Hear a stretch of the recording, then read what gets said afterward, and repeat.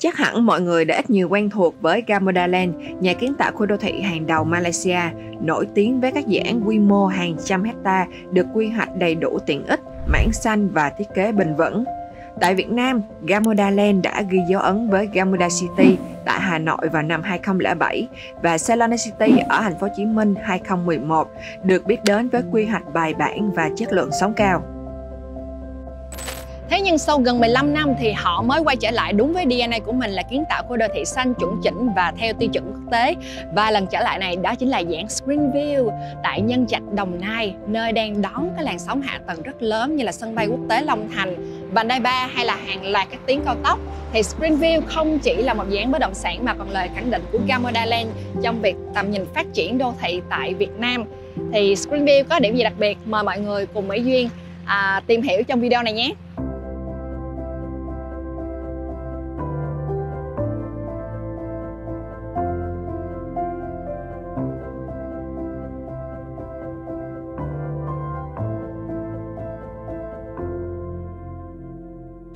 Springville tọa lạc trong khu dân cư hiện hữu tại Nhân Trạch, một địa phương đã khiến báo chí tốn không ít giấy mực, từ những kỳ vọng to lớn về một đô thị vệ tinh năng động đến những lần hụt hẫng vì quy hoạch chậm, dự án treo hay những cơn sốt đất theo tin đồn sáp nhập vào thành phố Hồ Chí Minh. Nhưng có một điều không thể phủ nhận là Nhân Trạch sở hữu vị trí chiến lược bậc nhất, được ví như cánh tay nối dài ở phía đông Sài Gòn. Nằm ở trung tâm tứ giác kinh tế thành phố Hồ Chí Minh, Đồng Nai, Bình Dương, Bà Rịa Vũng Tàu, Nhân Trạch là một trong 4 đô thị vệ tinh trọng điểm theo định hướng phát triển vùng đô thị thành phố Hồ Chí Minh mở rộng. Dù không sáp nhập về thành phố Hồ Chí Minh như mong đợi, khu vực này vẫn đang tiếp nhận hàng loạt công trình hạ tầng cấp quốc gia, điều mà hiếm nơi nào có được. Vậy điều gì đang trở thành cú hích mạnh mẽ nhất trong khu vực này? Chính là sân bay Long Thành. Với giai đoạn 1 dự kiến đi vào khai thác từ năm 2026, công suất ban đầu là 25 triệu lượt khách một năm và khi hoàn chỉnh sẽ đạt tới 100 triệu, sân bay Long Thành được kỳ vọng trở thành đầu mối hàng không quan trọng của châu Á. Từ Springville chỉ mất khoảng 10 đến 12 phút để di chuyển đến sân bay Long Thành qua trục 25B, một lợi thế không nhỏ, nhưng giá trị thật sự không chỉ nằm ở khoảng cách địa lý. Sân bay sẽ kéo theo hàng loạt nhu cầu ở thật, từ lực lượng lao động chất lượng cao, chuyên gia, kỹ sư, phi công, tiếp viên, nhân viên logistics, tất cả đều cần một nơi ở gần, tiện nghi và an toàn. Tuy nhiên, để sân bay phát huy tối đa hiệu quả liên kết vùng thì hạ tầng kết nối là yếu tố tiên quyết. Hiện tại, Springville được bao quanh bởi một mạng lưới giao thông chiến lược. Đường 25B mặt tiền dự án trục kết nối với khu công nghiệp Cát Lái và cảng Phước An. Đường 25C tuyến thẳng vào sân bay Long Thành đang được nâng cấp. Vành đai 3, cao tốc Bến Lức Long Thành, Biên Hòa Vũng Tàu đều đang thi công ráp rút. Tuyến metro theo quy hoạch nối Thủ Thiêm với sân bay Long Thành, có ga Hiệp Phước chỉ cách dự án khoảng 800 m. Tất cả những tuyến giao thông trọng điểm này đang dồn về khu vực Nhân Trạch Long Thành và Springville chính là trung tâm. Bên cạnh yếu tố kết nối liên vùng, bản thân vị trí của Springville cũng là một lợi thế lớn. Dự án nằm trong khu dân cư hiện hữu đông đúc, giúp hình thành cộng đồng ngay từ đầu. Trong bán kính chỉ 3 đến 10 km là cư dân có thể tiếp cận sân bay, cảng biển, tuyến metro và các trục giao thông huyết mạch một cách nhanh chóng. Và điều khiến nhu cầu ở thật tại đây ngày càng rõ rệt chính là lực lượng lao động quy mô lớn tại địa phương. Nhân Trạch hiện có tới 9 khu công nghiệp lớn với gần 450 dự án FDI đang hoạt động. Hàng trăm ngàn lao động, kỹ sư, chuyên gia đang làm việc mỗi ngày nhưng vẫn chưa có nhiều lựa chọn nhà ở tiêu chuẩn cao. Springville xuất hiện đúng lúc với một khu đô thị được quy hoạch bài bản, đầy đủ tiện ích nội khu, không gian sống xanh, an ninh và chất lượng sống đô thị hóa thật sự. Tóm lại, Springville không chỉ sở hữu vị trí gần sân bay, gần khu công nghiệp, gần metro mà còn nằm ngay trong dòng chảy phát triển tất yếu của toàn vùng kinh tế trọng điểm phía Nam, nơi giao thoa của hạ tầng, công nghiệp và động lực tăng trưởng đô thị. Springville chỉ rộng 18,2 hecta, nhỏ nhất trong 3 khu đô thị mà Gamoda Land từng phát triển tại Việt Nam. Nhưng vì ra mắt sau gần 15 năm, dự án này được chọn lọc để ứng dụng những kinh nghiệm đã được đúc kết tại thị trường Việt Nam sau Gamoda City ở Hà Nội và Celona City ở thành phố Hồ Chí Minh. Dự án bao gồm 431 căn nhà thấp tầng, hơn 1.200 căn hộ cao tầng, với mật độ xây dựng toàn khu chỉ 30,5%, phần còn lại chủ yếu dành cho tiện ích và mảng xanh, đúng với định hướng tạo môi trường sống bền vững của Gamoda. Nếu từng đến Ceylon City, anh chị sẽ thấy Gamuda không chỉ trồng cây mà thiết kế mảng xanh một phần gắn liền với trải nghiệm sống. Ở Springview, cây xanh không chỉ có trong công viên mà còn hiện diện ngay sau nhà, giữa các lốc và dọc các tuyến đường. Dãy cây phía sau mỗi căn nhà rộng khoảng 4 mét, đủ để dạo bộ, đạp xe thay vì chỉ là lối thoát hiểm như ở nhiều dự án khác. Linear Park xen giữa các dãy nhà tạo mảng xanh theo chiều dọc kết nối các khu vực nội khu Serene Garden và Botanic Garden, những góc nhỏ yên tĩnh để nghỉ ngơi, đọc sách, giảm nhịp sống. Screen Park rộng 2 hectare chia làm 2. Phía Bắc năng động có sân bóng, đường chạy bộ, khu bóng bàn ngoài trời. Phía Nam thì yên tĩnh có vườn rau, nhà trên cây, khu BBQ, sân chơi trẻ em. Tất cả những mảng xanh và tiện ích trong dự án đều được kết nối hợp lý, không chỉ để ngắm mà để sử dụng thật. Từ khu vận động, thư giãn cho trẻ em, người đi làm đến người cao tuổi, mỗi không gian đều mang tính thực tế, giúp cư dân chậm lại, tận hưởng cuộc sống và gắn kết với nhau một cách tự nhiên. Trung tâm của dự án là Spring Market và Spring House. Spring Market là khu chợ cộng đồng, kết hợp giữa chợ ướt, chợ khô, khu ẩm thực và không gian tổ chức sự kiện ngoài trời. Đặc biệt là khu vực tầng trệt có nhiều không gian mở, tạo điều kiện cho các hoạt động ngoài trời như ngồi ăn vỉa hè, đúng với thói quen sinh hoạt của người miền Nam. Kiến trúc mái nhọn liên hoàn gợi nhớ đến các khu vực chợ truyền thống ở Việt Nam, nhưng được cách điệu hiện đại và thoáng đãng, đầy ánh sáng tự nhiên. Spring House Clubhouse trung tâm là nơi cư dân có thể thư giãn, gặp gỡ hoặc tập luyện với gym, hồ bơi, yoga, một điểm tái tạo năng lượng và kết nối cộng đồng ngay trong nội khu. Ngoài ra, dự án có bố trí 1 hectare dành cho trường mầm non và cơ sở y tế, tiện lợi cho gia đình có trẻ nhỏ và người cao tuổi. Một điểm khác biệt ở Springview là hệ thống đường nội khu được thiết kế theo chủ đề. Mỗi tuyến đường không chỉ được trồng những loại cây có mùa hoa nở khác nhau mà còn được quy hoạch riêng theo chức năng sử dụng. Phố Ôm ấp, tuyến phố nội khu với tổng bề rộng là 14 m, gồm lòng đường xe chạy là 6 m, hai bên là dãy cây xanh 2,1 m và vỉa hè là 1,9 m. Thiết kế này sẽ phù hợp với nhà phố có xe hơi riêng, đảm bảo được sự thông thoáng và không gian cho khách vãng lai dần đậu ngắn hạn. Phố Điều Hòa, trục chính rộng nhất với lộ giới là 34 m, bao gồm 4 làn xe, 2 chiều, dải phân cách cây xanh ở giữa rộng 6 m, khu đổ xe hơi và vỉa hè mỗi bên, phù hợp với các dãy shop house sầm uất và khu chợ. Phố Chợ Xuân, tuyến phố phụ với tổng lộ giới là 16 m, gồm lòng đường vừa đủ cho xe lưu thông, hai bên các khu vực xe máy thuận tiện cho việc đi chợ, còn ô tô thì sẽ được gửi vào bãi riêng. Vỉa hè rộng rãi cùng với hàng cây xanh giúp cho cảnh quan luôn thoáng đãng và dễ chịu.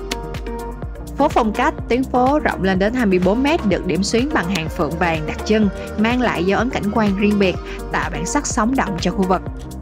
Tùy theo vị trí căn nhà thì cư dân có thể chọn nơi phù hợp, gần chợ để kinh doanh, gần trục chính để thuận tiện di chuyển, hay là ở sâu bên trong để có sự riêng tư và yên tĩnh. Springview không phải là một khu đô thị lớn nhất, nhưng có thể sẽ là một trong những nơi đáng sống nhất, nhờ quy hoạch tinh tế, mật độ hợp lý, không gian mở và cộng đồng được chăm chút từ đầu. Springview có tổng cộng 431 căn nhà phố chia làm 3 dòng sản phẩm chính: nhà phố truyền thống, nhà phố thời thượng và nhà phố thương mại hay còn gọi là shop house. Vẫn là triết lý thiết kế by Felix kết nối con người với thiên nhiên qua ánh sáng tự nhiên, mảng xanh len lỏi và thông gió chéo khắp không gian sống. Đặc biệt là chủ đầu tư cần khéo léo quy hoạch tổng thể để hạn chế tối đa các dãy nhà có hướng Tây. Vốn bị nắng gắt buổi chiều, những căn ở hướng Tây này cũng đã được che chắn bởi các lốp cao tầng, đảm bảo được nhiệt độ trong nhà luôn dễ chịu cả ngày. Đầu tiên là nhà phố truyền thống, bộ sưu tập Tùng, Cúc, Trúc, Mai. Đây là dòng sản phẩm chiếm đến 65% toàn bộ dự án. Cả 4 loại, có cùng layout bên trong và khác nhau bởi pha sát mặt ngoài. Đều gồm một trệt, 2 lầu với chiều cao tầng 1 là 3,6 m. Khoảng lùi trước là 5,2 m, đủ để đậu ô tô, phía sau lùi 2 m. Thiết kế thông minh khi mở cửa vào nhà là nhìn thấy phòng khách ngay đầu tiên, phù hợp với thói quen sinh hoạt Á Đông. Mỗi căn đều có khu vực giếng trời ngay cầu thang để trong nhà lúc nào cũng ngập tràn ánh sáng. Điểm khác biệt là thay vì phía sau nhà là lối thoát hiểm hoặc là đấu lân với nhà khác, thì chủ đầu tư thiết kế là lối đi 4 m, có trồng cây xanh dành cho người đi bộ và đạp xe. Đối với số ít layout của căn góc thì chỗ đậu xe ô tô sẽ được thiết kế ở phía sau. Điểm mạnh của dòng nhà truyền thống tại Springview là sự đồng bộ mặt bằng nhưng được làm mới nhờ pha sát đa dạng. Khách hàng có thể chọn theo gu cá nhân mà vẫn đảm bảo được chất lượng đồng đều. Bộ sưu tập tiếp theo là nhà phố thời thượng với tên gọi Gió, Mây, Nắng. Đây là loại nhà phố đem không gian thiên nhiên vào trong nhà, nhưng căn nhà phố này lại khác với nhà phố truyền thống là sẽ được thiết kế một trệt, 2 tầng và có thêm sân thượng. Đối với căn Gió sẽ có khoảng lùi phía sau lớn hơn, từ 2,5 m đến 5,5 m ở một số căn đặc biệt. Và chính những cái khoảng lùi lớn và công viên sau nhà này sẽ có thêm một layout táo bạo hơn là đưa phòng khách ra sau nhà. Và trong nhà cũng sẽ có thêm khoảng thông tầng từ tầng trệt lên đến tầng 3. Ở căn Mây thì sẽ có chiều dài lớn hơn, đồng thời khoảng thông tầng sẽ được làm thành giếng trời lớn hơn và có mái che lấy sáng từ sân thượng, và nhà sẽ thoáng hơn. Đến những căn Nắng thì khoảng giếng trời ở tầng trệt được tận dụng thành một khoảng sân vườn nhỏ xinh ngay giữa nhà, tạo cảm giác thư giãn và an nhiên hơn. Bộ sưu tập cuối cùng là nhà phố thương mại với tên gọi Phú Thịnh. Shop house là dòng sản phẩm vừa để ở vừa có thể khai thác kinh doanh, rất phù hợp với những chủ nhân muốn tận dụng không gian để tạo dòng tiền. Được bố trí ở các tuyến đường chính hoặc là những trục phố sầm uất nhất trong dự án. Mỗi căn đều sở hữu thiết kế 4 tầng với 2 mặt tiền, trước là trục chính giao thương, sau là lối đi bộ nội khu, đảm bảo vừa có mặt tiền đẹp để kinh doanh, vừa thông thoáng để sinh hoạt. Về layout, tầng trệt bố trí cầu thang vào sau nhà để dành hết không gian tầng trệt cho mục đích kinh doanh. Chủ nhà sẽ có nhiều lựa chọn hơn trong việc thiết kế, dù là mở cửa hàng, phòng khám, văn phòng đại diện. Nếu vừa ở kinh doanh thì có thể thêm cửa sau để ra vào. Tách biệt lối đi của khách hàng và lối sinh hoạt riêng, tạo cảm giác chuyên nghiệp mà vẫn tiện lợi cho gia đình ở tầng trên. Tầng 2, 3 và 4 tách biệt hoàn toàn với tầng trệt, thường bố trí phòng khách, bếp, 3 phòng ngủ và 2 cho đến 3 nhà vệ sinh thì có thể để ở hoặc là cho thuê lại để tối ưu dòng tiền. Một số căn góc hoặc là mặt tiền lớn có chiều ngang lên đến 6,5 m, 7 m dễ dàng thiết kế thành quán cà phê, showroom trưng bày. Một trong những điểm cộng lớn tại Springview là chính sách thanh toán cực kỳ linh hoạt, gần như là cá nhân hóa cho từng đối tượng. Dù anh chị là nhà đầu tư, mua để ở hay là cần vay ngân hàng đều có phương án phù hợp. Dự án chia thành 2 giai đoạn mở bán, tương ứng với tiến độ pháp lý của từng phân khu. Giai đoạn 1 ký hợp đồng mua bán là từ tháng 8 2025. Các căn này đã có pháp lý đầy đủ, rất là hợp với khách hàng muốn sở hữu sớm hoặc là vay ngân hàng ngay, có 3 phương án thanh toán chính. Đầu tiên là thanh toán chuẩn 24 tháng, ký hợp đồng mua bán chỉ 10%, sau đó mỗi đợt đóng 10%, cách nhau 3 tháng, chia làm 4 đợt, giúp chia nhỏ dòng tiền. Thanh toán lũy tiến 60% là nhận nhà vào quý 4 2026, phần còn lại sẽ trả tiếp trong 8 tháng.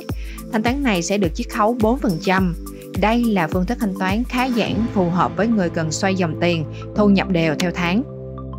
Tiếp theo là thanh toán vay ngân hàng hỗ trợ lãi suất 0% trong 24 tháng, chỉ cần trả trước 30% để ký hợp đồng mua bán, ngân hàng giải ngân 40% sau 2 tháng.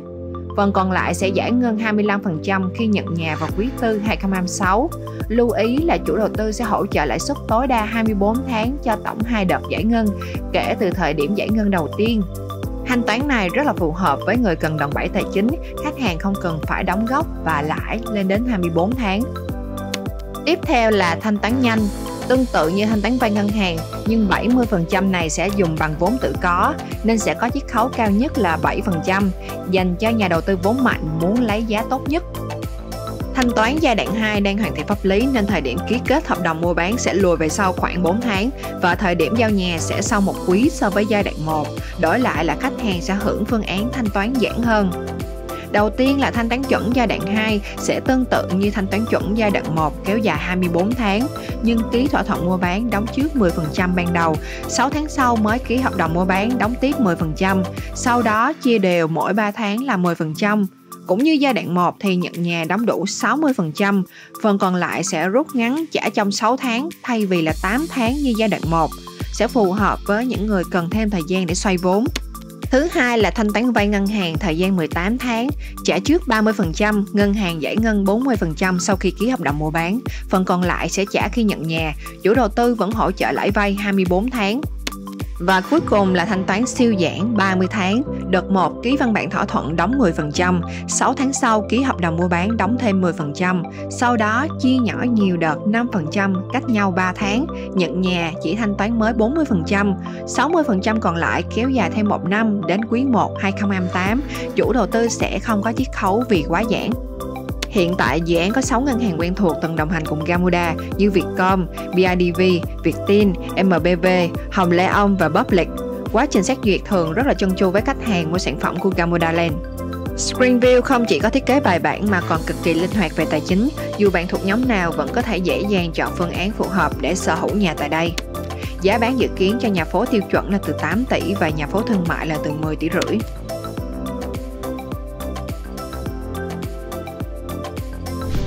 Để so sánh thì Springview không phải là một dự án giá rẻ trong khu vực.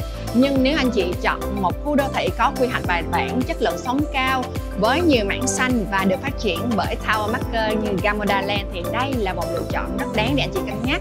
Hiện tại thì dự án đang có rất là nhiều loại thanh toán hấp dẫn cùng với nhiều chương trình ưu đãi rất là phù hợp cho nhu cầu ở thực cũng như là đầu tư trong chung và dài hạn. Cảm ơn anh chị đã theo dõi. Đừng quên bấm nút like và subscribe để có thể theo dõi thêm nhiều video khác của My Duyên nhé. Nếu anh chị cần thêm thông tin, đừng ngần ngại liên hệ với Mỹ Duyên qua số hotline 0922 160 888. Cảm ơn anh chị đã theo dõi.